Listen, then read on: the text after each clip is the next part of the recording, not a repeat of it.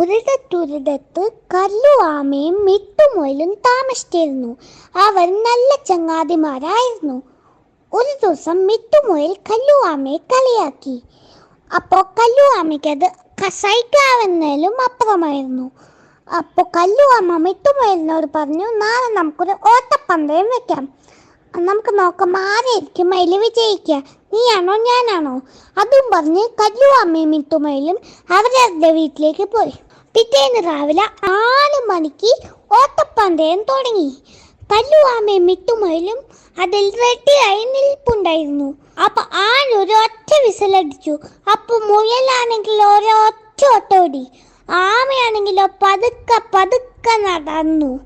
മുയല് വിചാരിച്ചു ആമിനെ എത്താൻ കുറെ നേരം എടുക്കും എന്ന് പറഞ്ഞ് മുയലൂര ആൽമരത്തിന്റെ ചോട്ടിൽ ഉറങ്ങാൻ തുടങ്ങി. അപ്പൊ ആമ അതുവഴി പോയി.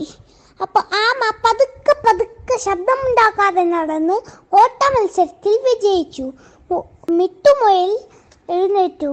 മിട്ടുമുയൽ വിചാരിച്ചു കല്ലു ആമയെ എത്താൻ കുറെ നേരം എടുക്കുന്നു എന്നും വിചാരിച്ച് മിട്ടുമുയൽ ഒരൊറ്റ ഓട്ടോടി.